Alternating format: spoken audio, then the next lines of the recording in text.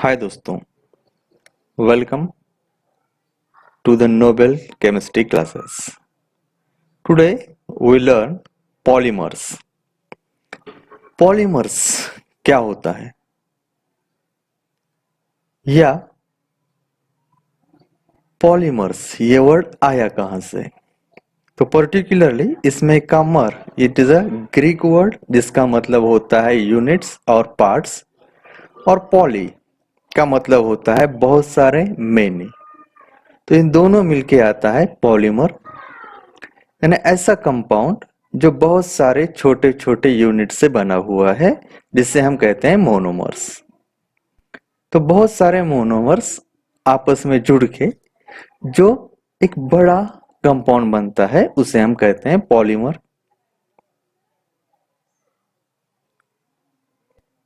और उसका जो छोटा यूनिट होता है उसे हम कहते हैं मोनोमर, जो बहुत सारे मोनोमर जुड़ के हमें मिलता है polymer.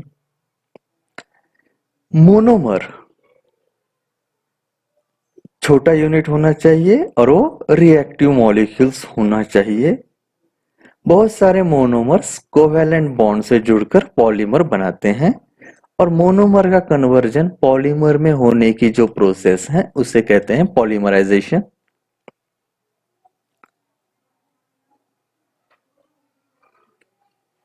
Polymer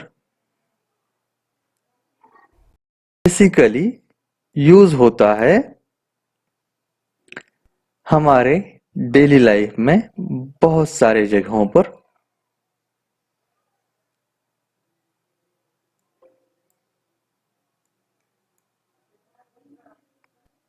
mainly plastic buckets, plastic cups, children's toys और सिंथेटिक क्लॉथिंग में पॉलीमर का बहुत ज्यादा पैमाने पर इस्तेमाल होता है। इसके अलावा हमारे डेली लाइफ के बहुत सारे चीजें पॉलीमर से बनी हुई होती है, पर्टिकुलरली टायर्स, पैकिंग बैग्स, अलग अलग गियर्स, सील्स और इलेक्ट्रिकल इंसुलेशन मेनली पॉलीमर का बना हुआ होता है। बेसिकली 4 इंडस्ट्रीज पॉलीमर बेस्ड हैं, जैसे प्लास्टिक इंडस्ट्रीज, इलास्टोमर, फाइबर्स और मेनली पेंट एंड वार्निशेस। ये इंडस्ट्रीज कंप्लीट पॉलीमर बेस्ड है। क्लासिफिकेशन ऑफ पॉलीमर, पॉलीमर का क्लासिफिकेशन अलग अलग तरह से किया जाता है, जैसे based on source, structure, modes of polymerisation and molecular forces. तो हम देखते हैं पहले सोर्स। सोर्स के बेस पे पॉलीमर क्लासिफाइड होता है natural polymer, semi synthetic polymer and synthetic polymer. Natural polymer यानी जो पॉलीमर कुदरती तौर पे पेड़ और एनिमल्स में पाया जाता है, जो हमें मुहैया होता है in the form of food, clothing, example protein, cellulose and starch. Silk, wool, resin and natural rubber. These are the some examples of natural polymer. Semi-synthetic polymers are derivatives of natural polymer और जो बनते हैं natural polymer पे कुछ process करके। Semi synthetic polymer कुदरती तौर पे अवेलेबल नहीं होते, जैसे एग्जाम्पल सेलुलोज एसीटेट, जिसे हम रेयन भी कहते हैं, सेलुलोज नाइट्रेट जो हाईली इनफ्लेमेबल होता है। रेयन बनता है वुड पे केमिकल ट्रीटमेंट करने के बाद, जो दिखने में एकदम सिल्क के तरह होता है। इसी वजह से रेयंस को हम आर्टिफिशियल सिल्क भी कहते हैं। सिंथेटिक पॉलीमर्स ऐसे पॉलीमर्स जो 100% इंसान ने बनाए हुए हैं, example polythene, nylons and neoprene, that is the synthetic rubber. These are the synthetic polymers The manufacture and use of these polymer boost the social economy. Next classification based on structure. Structure के base पर linear polymer, branch chain polymer और cross linked polymer classified होते हैं। देखते हैं सबसे पहले linear polymer. Linear polymer जो स्ट्रेट चेन होता है जिसमें कोई ब्रांच नहीं होती। एग्जाम्पल हाई डेंसिटी पॉलीइथीन जिसे हम HDPE भी कहते हैं, और पॉलीविनिल क्लोराइड या जो हमारे PVC पाइप्स होते हैं। These are the example of linear polymer. Branch chain polymer ऐसा पॉलीमर जिसमें लीनियर चेन के ऊपर कुछ ब्रांचेस हैं, उसे हम कहते हैं branch chain polymer. Example low density polyethene जिसे हम LDPE भी कहते हैं। Cross link polymer, cross link polymer को हम नेटवर्क पॉलीमर भी कहते हैं। इसके अंदर लीनियर पॉलीमर के बीच में स्ट्रॉन्ग लिंकेज होती है। It may be covalent bond. Example bakelite. Cross linked polymer के लिए मोनोमर पॉलीफंक्शनल चाहिए, यानी उसमें more than one reactive centre चाहिए। Bakelite is the example of cross-linked polymer, or melamine is another example of cross-linked polymer. Next classification based on modes of polymerization: addition polymer and condensation polymers. First, addition polymer. Addition polymer are those polymer which is formed by addition reaction. इसके लिए unsaturation जरूरी है। Example ethene molecules gives polyethene. Addition polymer को chain growth polymer भी कहते हैं। जैसे ethene जिसके अंदर carbon carbon double bond get break and form a polyethene, जहां पर बहुत सारे इथिन मॉलिक्यूल एक दूसरे पे ऐड होते हैं और कोवैलेंट बॉन्ड से जुड़ते हैं। मोनोमर्स होते हैं, इस वजह से इन्हें हम होमोपॉलीमर भी कहते हैं। इसके अलावा अगर दो या दो से ज्यादा टाइप्स के मोनोमर्स आपस में जुड़कर पॉलीमर बनाते हैं तो उसे हम कोपॉलीमर कहते हैं। तो होमोपॉलीमर में सिर्फ एक टाइप के मोनोमर्स होते हैं, वहीं पर कोपॉलीमर में एक से ज्यादा टाइप के मोनोमर्स होते हैं।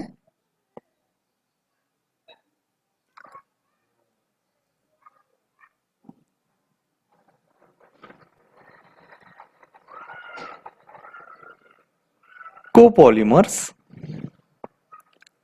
examples Buna S and Buna N. Buna S बनता है 1,3-ब्यूटाडाइन और स्टायरिन से, यानी यहां पर दो अलग अलग मोनोमर यूज हो रहे हैं। इस वजह से it is a example of copolymer और हेट्रोपॉलीमर। कंडेंसेशन पॉलीमर जिसे हम स्टेप ग्रोथ पॉलीमर भी कहते हैं, इसमें कंडेंसेशन रिएक्शन रिपीट होकर आपका पॉलीमर बनता है।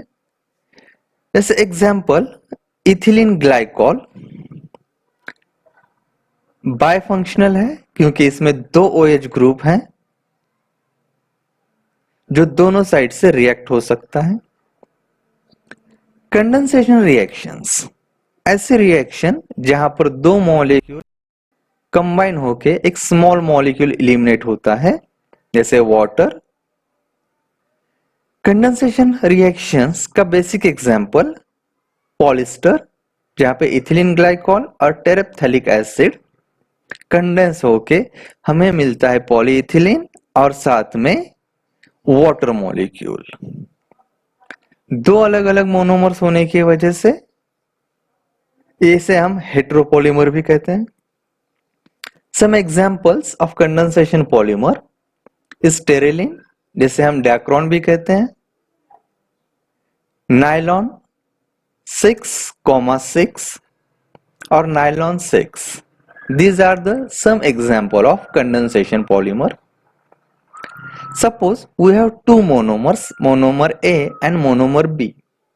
तो इनमें से कौन सा मोनोमर एडिशन पॉलीमर बनाएगा और कौन सा मोनोमर कंडेंसेशन पॉलीमर बनाएगा? मोनोमर ए बाइफंक्शनल है, इस वजह से ये मेनली कंडेंसेशन पॉलीमर बनाएगा, जैसे पॉलीअमाइड्स। वहीं पर monomer B contains carbon carbon double bond यानी अनसैचुरेशन है, इस वजह से ये एडिशन पॉलीमर बनाएगा, जैसे मोनोमर बी जिसे हम एक्रिलोनाइट्राइल भी कहते हैं, वो बनाता है पॉली एक्रिलोनाइट्राइल जिसे हम पैन भी कहते हैं। Last classification based on molecular forces. Based on molecular forces, elastomer, fibers, thermoplastic and thermostatic polymers.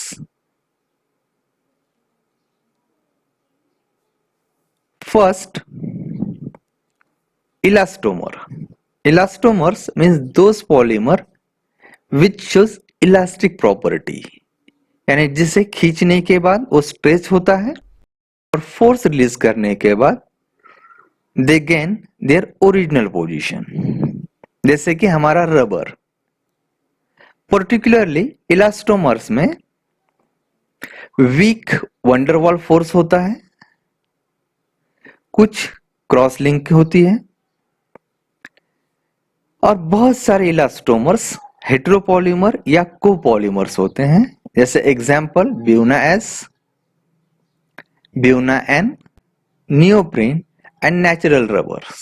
All are the examples of elastomers. Fibers. Fibers are thread forming solid, यानी जो पतला धागा बनाते हैं। Fibers have high tensile strength and high modules. जिसका मतलब होता है फाइबर्स स्ट्रॉन्ग होते हैं। इसके पीछे का मेन रीजन इनके अंदर स्ट्रॉन्ग हाइड्रोजन बॉन्डिंग होती है। एग्जाम्पल नायलॉन 6,6,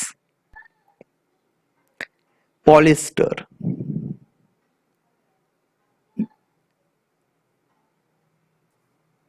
डायग्राम ए और डायग्राम बी दोनों में अलग अलग पॉलीमर दिए हुए हैं, तो इसमें से कौन सा इलास्टोमर होगा और कौन सा फाइबर होगा?